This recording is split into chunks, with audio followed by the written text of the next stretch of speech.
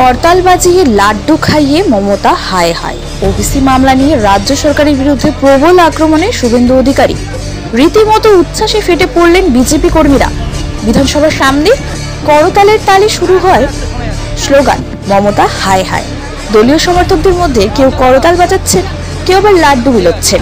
যেন প্রতিবাদের উৎসবে মেতে উঠেছে সভাস্থল। ওবিসি তালিকা নিয়ে হাইকোর্টের স্থগিতাদেশে রাজ্য সরকার অস্বস্তিতে। এই প্রেক্ষিতেই মমতা বন্দ্যোপাধ্যায়ের নেতৃত্বে প্রশাসনের ব্যর্থতার অভিযোগ তুললেন শুভেন্দু।